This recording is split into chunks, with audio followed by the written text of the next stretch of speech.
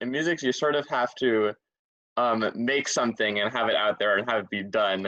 And that can be really, really hard for us composers because you want it to be perfect and you want every single ingredient to be super fine-tuned, but that's not always how it works. Sometimes you have a gig, sometimes you have a concert, sometimes you only have 4 rehearsals left and you're halfway through the piece, and you need to have something to hand out to people.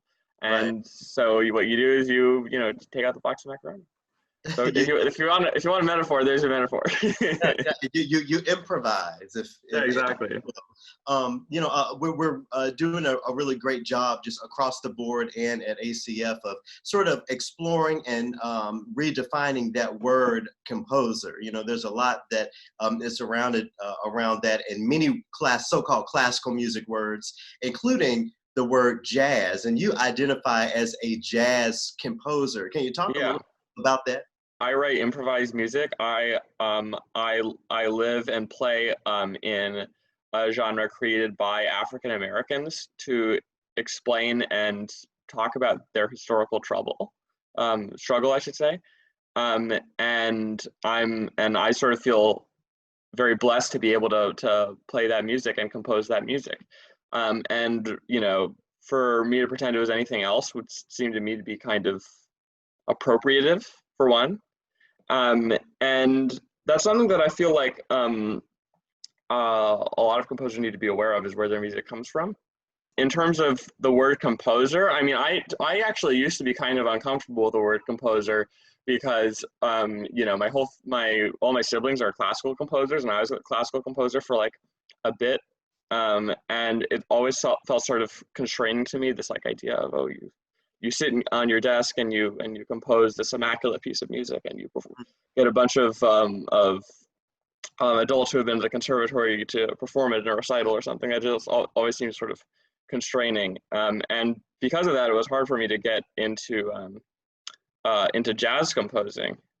But at the end of the day, I sort of realized it's just a bunch of people making tunes and playing each other's tunes and commenting on it, and so this collaborative process. And I really enjoy that process and environment a lot more than I enjoy the processes and environments in making classical music.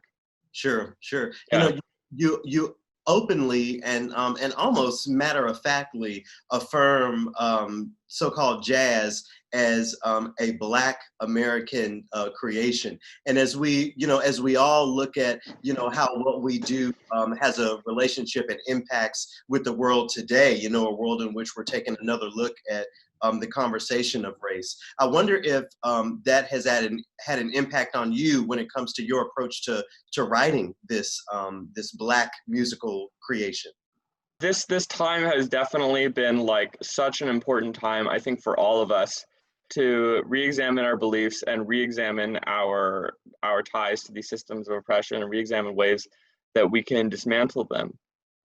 And in terms of music, to me, it makes me even more committed because I mean, really not just jazz, but pretty much every single form of American music, I think you could really argue, is Black American music, and is totally indebted. I mean, everything Ariana Grande has ever written, everything that anybody's ever written practically in pop, and then the music that Americans have exported to the rest of the world, it's Black American music. In preparation for this conversation, I actually had to learn a new word, eschatology. Eschatology. Why don't you tell folks in your words how you define eschatology and why you chose that as the title for your NextNotes composition? Well, I'd probably say about that I'm generally very, very bad at choosing titles, and I have like maybe a dozen tunes on my phone that don't have titles, and it always takes me forever, and I never feel satisfied with the title. And with eschatology, I was sort of grappling with a bunch of different titles, but I had sort of thought of it and sort of left it in the back burner, the idea of naming a tune eschatology, because it's such a sort of a fun word, and it looks fun.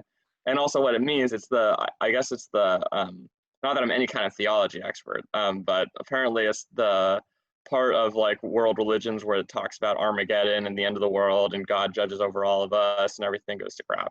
And then hopefully maybe there's peace afterwards, we don't know. And to me, that's really interesting, the way that humans have, throughout history, thought about the end of the world and thought about themselves in relation to the end of the world. And you know, part of the condition of being human is this understanding that none of us are permanent, that our existence on this earth is limited, and that the existence of our species on this earth is also limited. And other animals don't have that awareness, and so we sort of have to grapple with that.